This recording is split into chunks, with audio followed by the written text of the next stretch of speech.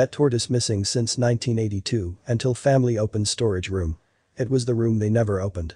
The smells alone were enough to keep every one of the siblings away. Even as they grew into adults, the door stayed firmly closed. It wasn't until 30 years later they were forced to go inside. That's when they discovered something none of them could wrap their brains around.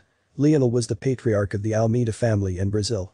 One of his hobbies was fixing used or thrown away furniture or other objects he deemed still perfectly good.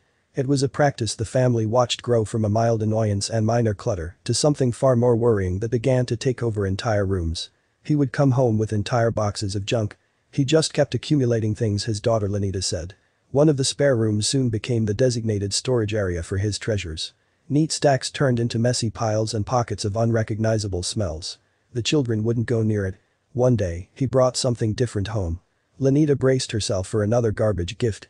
But when she felt something heavy and moving on her hand, she opened her eyes to something completely unexpected. Her dad had brought her back a tortoise. She named it Manuela and dubbed it an official part of the family. If only she knew it wouldn't last that long. Tortoises are common pets where Lenita comes from. They are easy to care for and slow enough that there's no worry of them escaping their caretakers. At least that's what the family thought. It was only a few days later they lost track of the tiny pet. It didn't help that their home had been under construction. They looked for it everywhere. Out in the garden, around the property, and down the street. Wherever a tortoise would enjoy hiding, they scoured. They hoped it was at least near water. The scorching heat wouldn't be kind to an infant such as Manuela. They also hoped it hadn't been caught under an unsuspecting foot. However, as days passed, they finally gave up and moved on. Years passed and the experience slowly faded into an amusing childhood memory that barely made it into the forefront of their adult minds. It was only when Lionel grew old and passed did the story truly become significant again.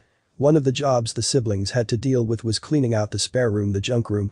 When they opened the rickety door, every sense was bombarded with must, mold, and the smell of rot. They had no choice but to empty it. Pile after pile made it out onto the curb for trash pickup. The son, Leandro, was taking out a couple of heavy boxes when a neighbor noticed the growing mountain and asked if they could take a look. Another hoarder. Go for it. They rummaged around, their reactions varied. They opened one box and looked at the son, confused. You're not throwing out that as well, are you?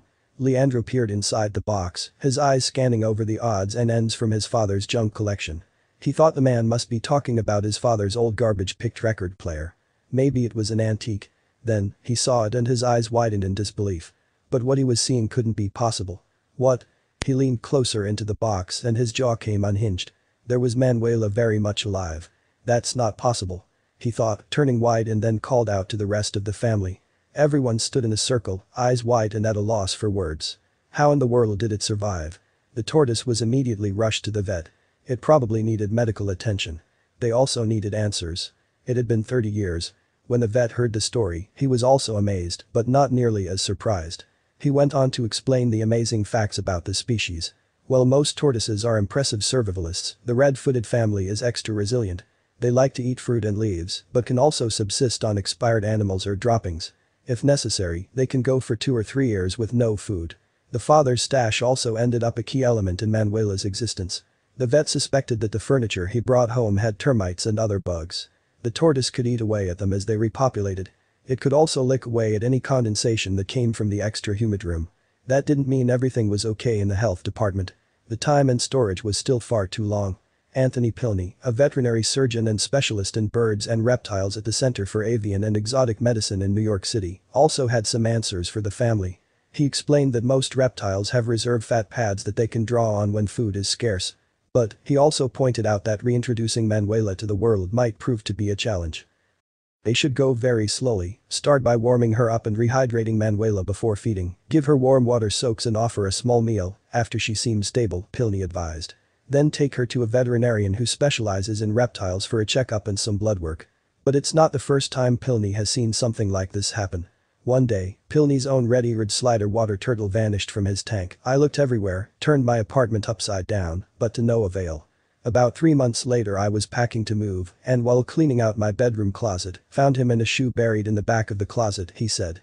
He wasn't responsive or moving, but didn't look dead, so I dropped him in the tank. Nothing happened for a few minutes as he sank, but then he suddenly came alive and acted as if nothing had ever happened. We're all thrilled to have Manuela back, Lenita said. But no one can understand how she managed to survive for 30 years in there, it's just unbelievable. Their vet, Jefferson Pyers, was equally astounded. A tortoise surviving in inadequate food must be some kind of record. But even though she'd survived her 30-year ordeal, she wasn't quite out of the woods yet. For Manuela to be rehabilitated, the family would need to follow a detailed plan to reintroduce better food and water. And they would have to do it very slowly. After, they could give it a proper home in their garden. In a strange way, their father was the one to thank. How about now? The Almeida family has another 30 years to enjoy with their old friend. Yes, these are not pets to take on lightly. They might be easy, but they are still a long commitment. This is because the pet versions cannot be released into the wild. They will be with you for a long time.